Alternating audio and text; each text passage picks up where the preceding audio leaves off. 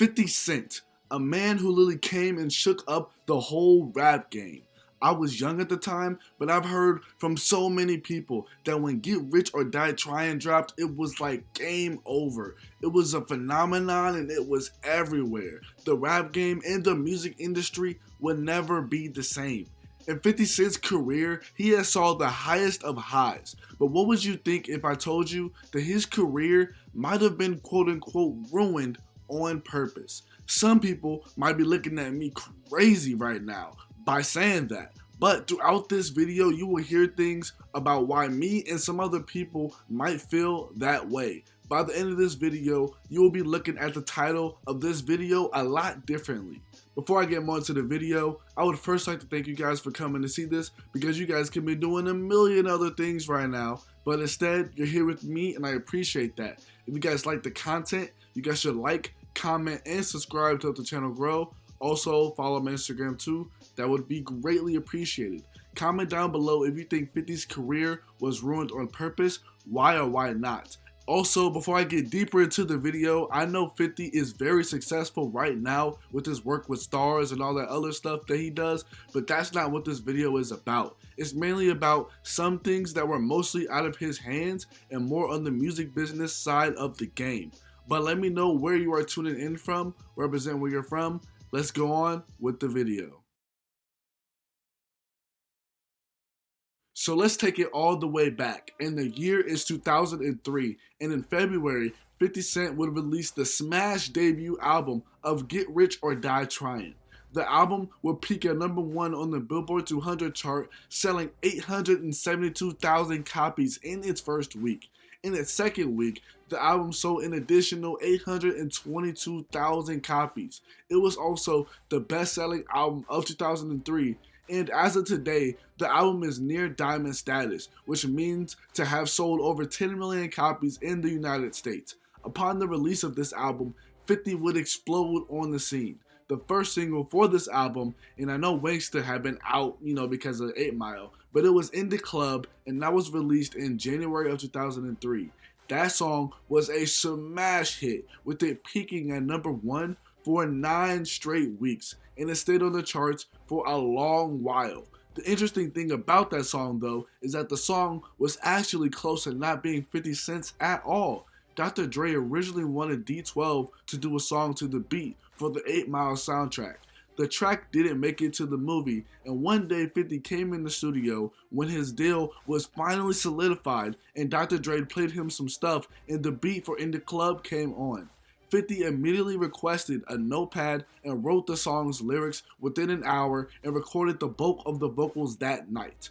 Also, I'm pretty sure all of, if not some of the beats for Get Rich or Die Tryin' were originally Rakim's, so that album could have sounded entirely different, but according to Stat Quo, Rakim's hooks just weren't strong enough. We know that Rakim is the god MC, so his verses is always tough, but when it comes to Dr. Dre, he needs everything in the song to be banging, especially the hook, because that was originally the problem with the game, but let's, that story, whatever, but let's get on with the story. The next single for the album was 21 Questions, and that song would end up going #1 on the Billboard Hot 100 for 4 straight weeks. It actually was meant to be the third single for the album, but Many Men Wish Death ended up being next. The fourth single was PIMP, and that ended up peaking at #3 on the Billboard Hot 100, and the last single, If I Can't, ended up peaking at #76 on the Billboard Hot 100. So basically, 50 was shattering expectations and taking the whole industry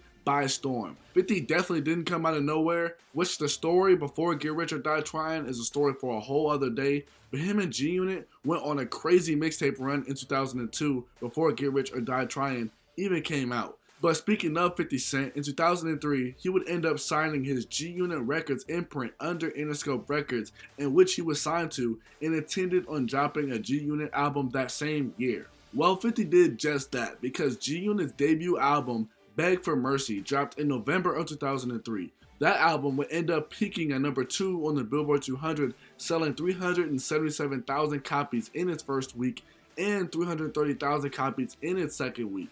As of today, the album is double platinum. So now 50 had a massively successful solo debut album, started G-Unit Records, and had a successful G-Unit group album.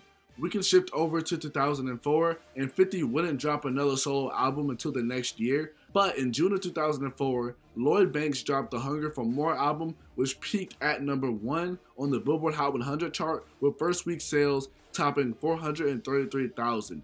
Young Buck dropped his debut album Straight Outta Cashville, which would peak at number 3 on the Billboard Hot 100, selling 264,000 copies in its first week. The Game would drop his debut album, The Documentary, which peaked at number 1 on the Billboard 200 chart, selling 586,000 copies in its first week, and that dropped at the top of 2005. So 50 as a solo artist, G-Unit, and the first few people to release on G-Unit were doing very well number-wise. Now it's time to truly get to the point of this video, because chances are if you're watching this video, you already know how wildly successful 50 was during this time.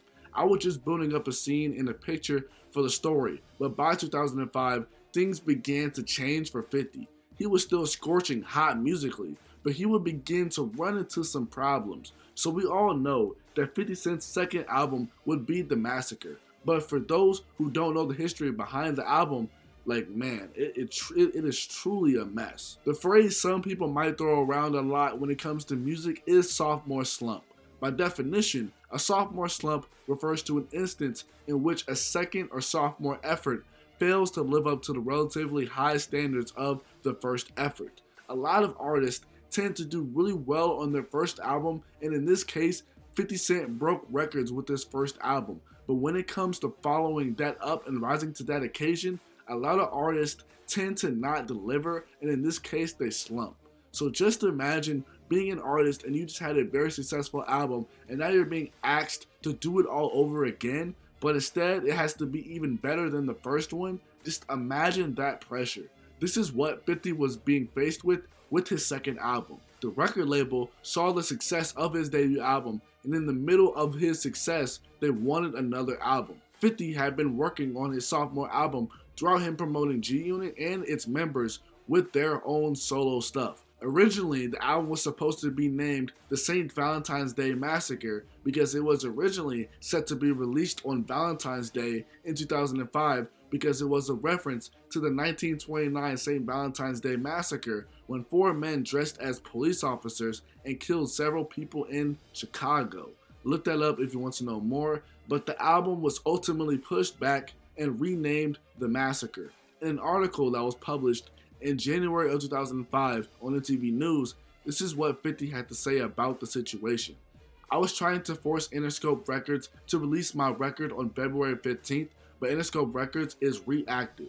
I'm proactive, so I threw Disco Inferno out and kinda got them to respond to me. But The Massacre probably wouldn't even be coming out March 8th if I didn't do that at that point, because this project is a big project to them. They want to have everything mapped out, and it's more mechanical this time. So as you heard, 50 wanted to release this album on February 15th of 2005, but it got pushed back, and he said that Interscope Records is reactive while he's proactive, in which he leaked the song Disco Inferno and got the label to respond to him. About this, 50 would say, "Oh man, the record's done incredible. It's number 4 in the country right now, and it had zero support from Interscope Records. I went out with it with or without them, and they caught up to it. They ended up sending out official promos after I MP3'd it across the country.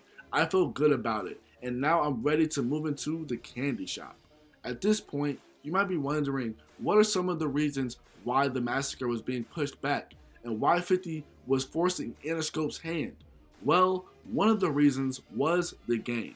Like I said previously, The Game's debut album came out in January of 2005, and 50 was trying to drop the next month in February. Interscope wanted The Game's album to breathe a little bit before 50 dropped, but 50 being 50 wanted to do things his way because, like he said himself, he is proactive.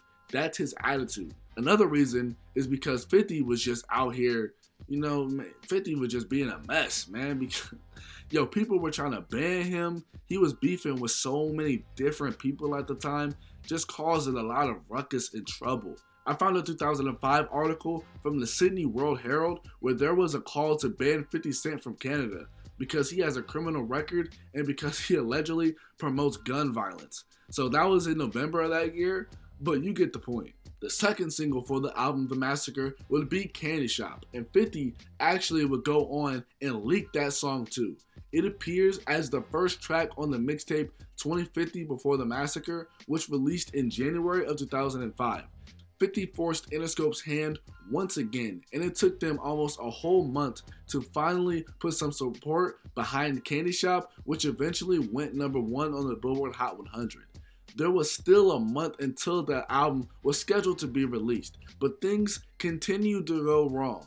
Now, the Game and 50 Cent started to have a feud which involved a shootout outside of Hot 97 before the album even came out. The Massacre got in the hand of bootleggers, which actually made Interscope push the album up a week to combat it. So man, like, it was just crazy. But here's the thing though, because nowadays, new music drops on a Friday. But back then, music dropped on a Tuesday, and 50's album got pushed up to drop on a Thursday. So the Massacre would only count for 5 days of sale for the first week due to this. Here's another thing though, because even though 50 missed out on 2 whole days of sale, the Massacre still went on to sell 1.15 million copies in its first 5 days of release, being the third largest opening week for a hip-hop album behind Eminem's The Marshall Mathers LP and The Eminem Show, I believe.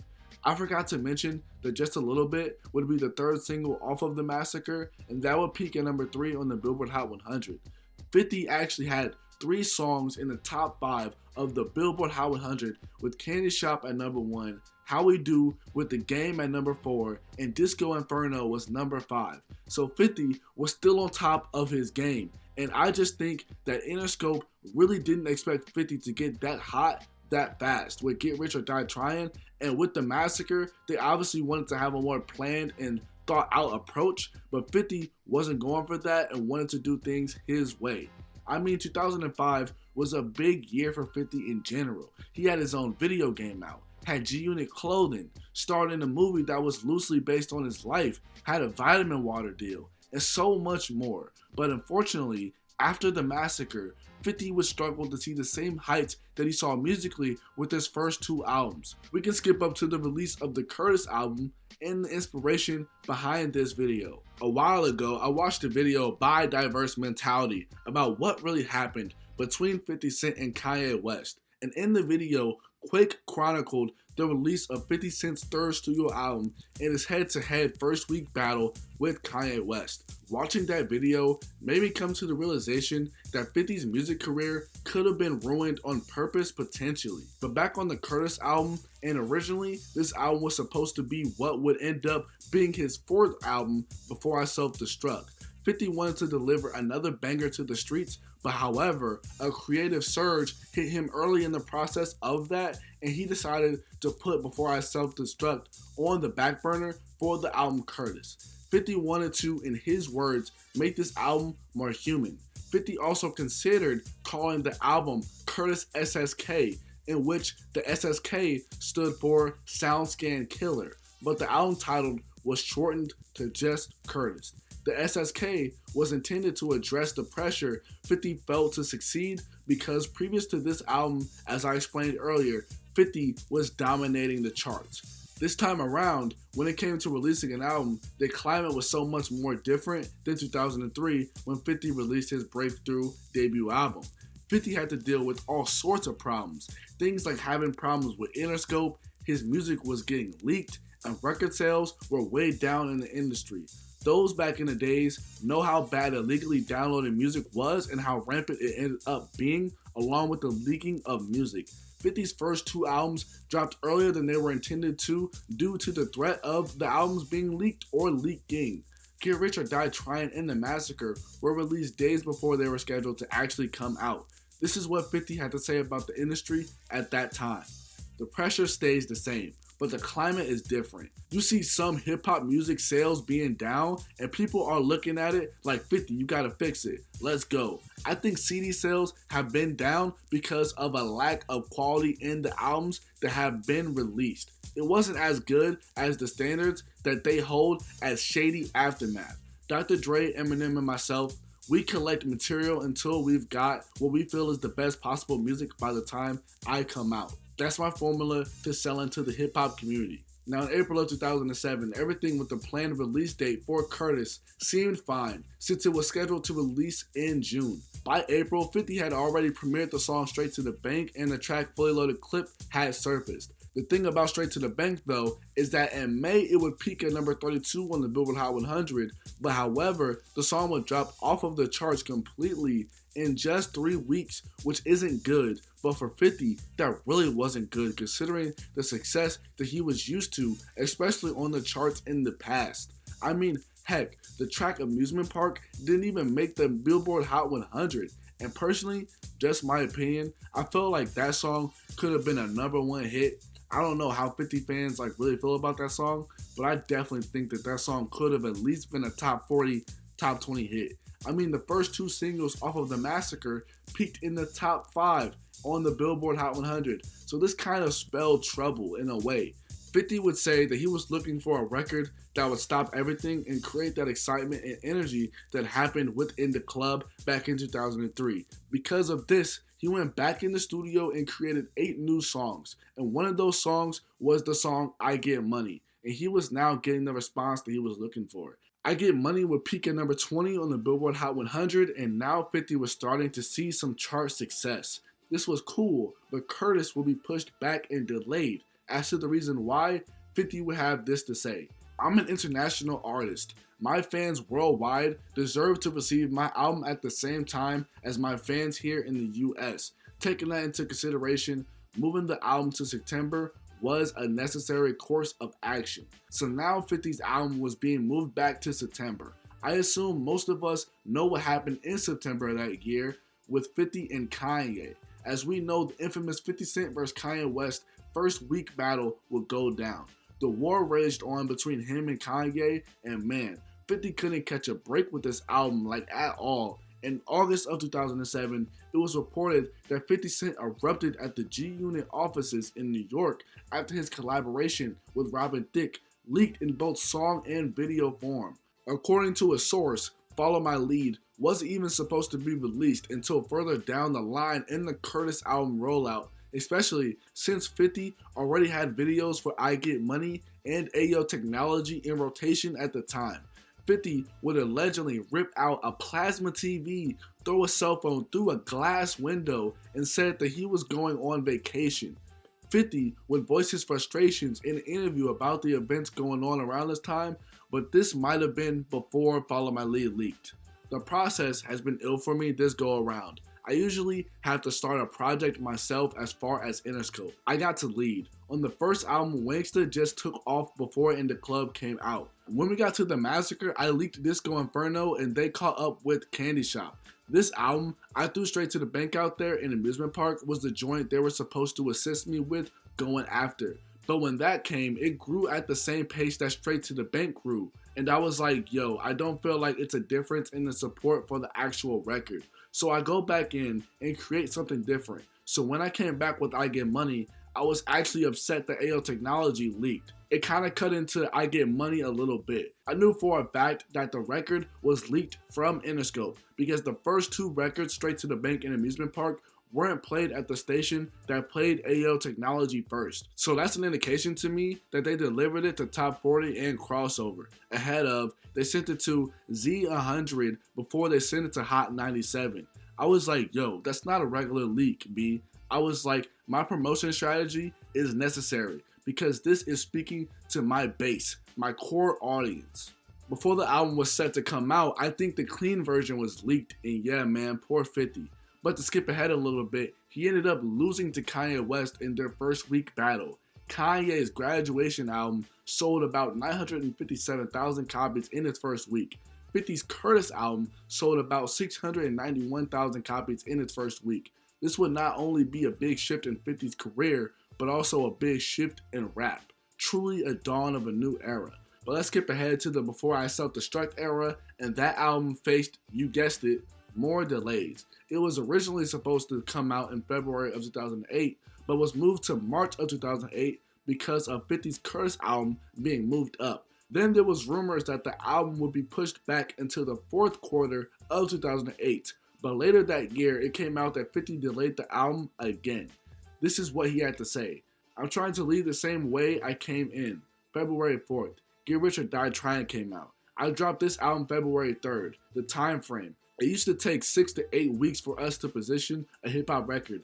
Now it's taking 12 to 14 weeks. Just the positioning. I'm not comfortable where I'm at right now. My song Get Up is performing great. I'm happy with Get Up. It moved faster than I get money at radio, but I'm just looking for the opportunity to present more of my material. It's not the strongest effort on my album, it's just a great start for me.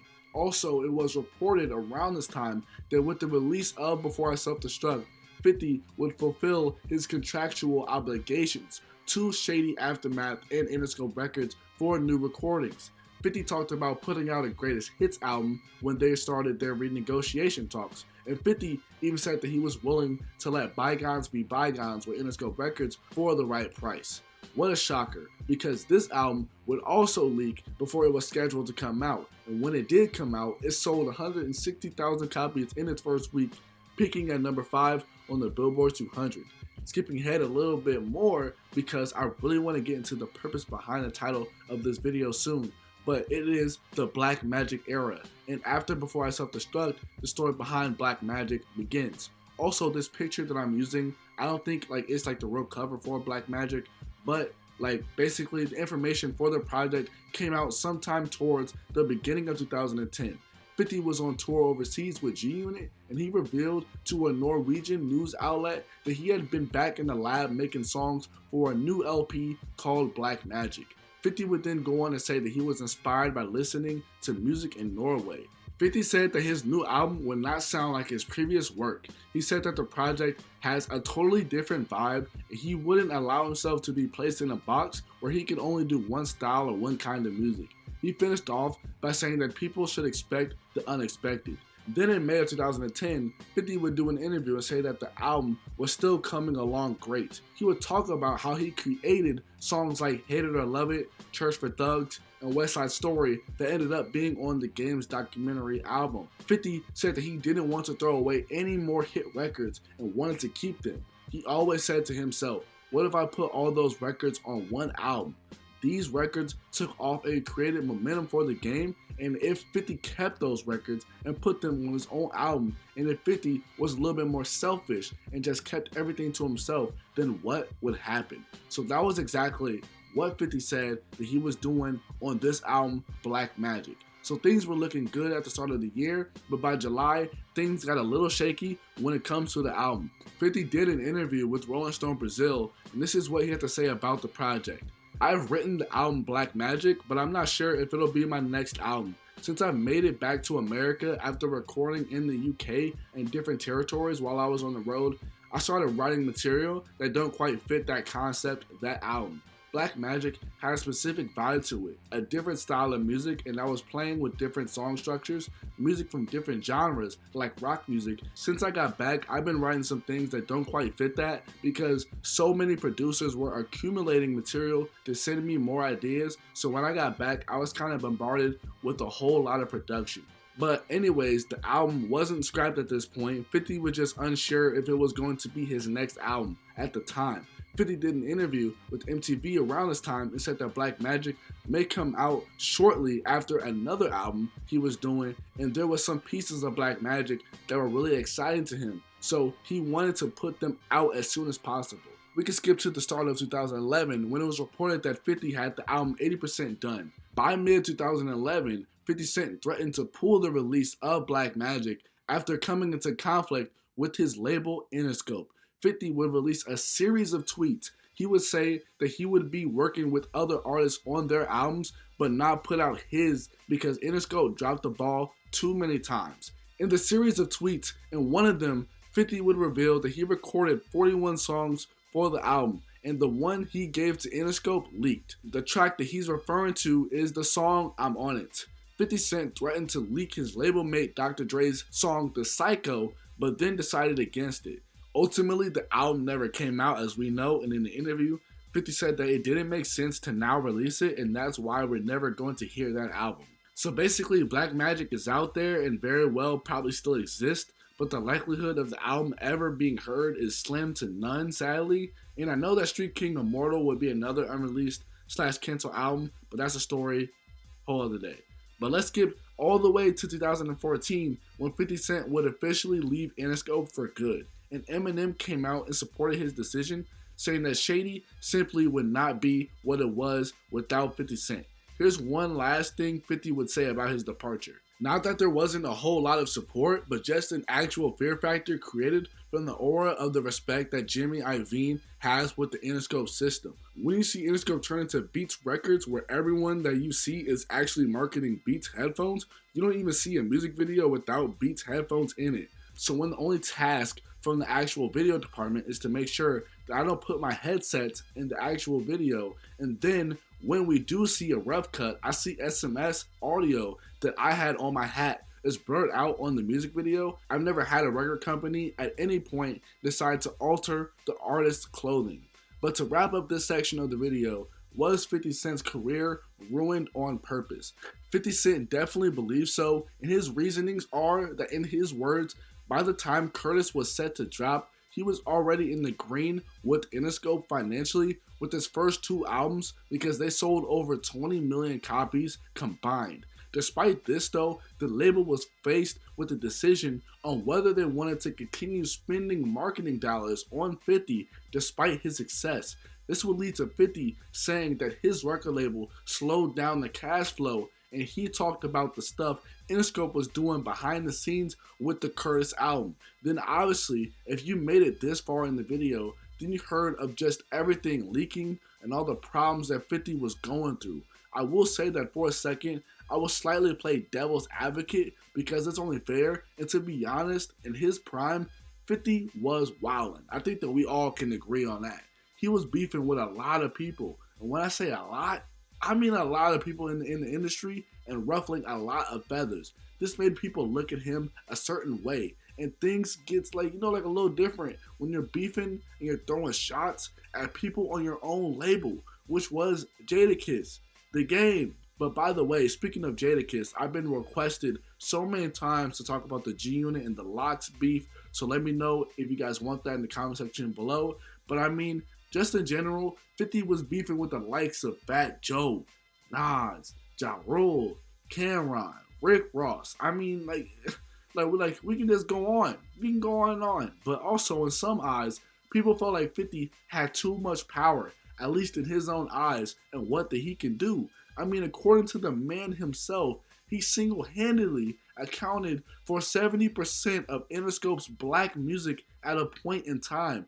I mean, in the song Come and Get You, off of the Bulletproof mixtape, 50 said, "Call me 50 Interscope Cent, Curtis Interscope Jackson." I mean, obviously, that's going to rub a lot of people the wrong way, especially coming from 50 out of all people. He was also beefing with people like Jimmy Iovine, going at him in songs and interviews, threatening for Jimmy to fire him, all sorts of wild stuff.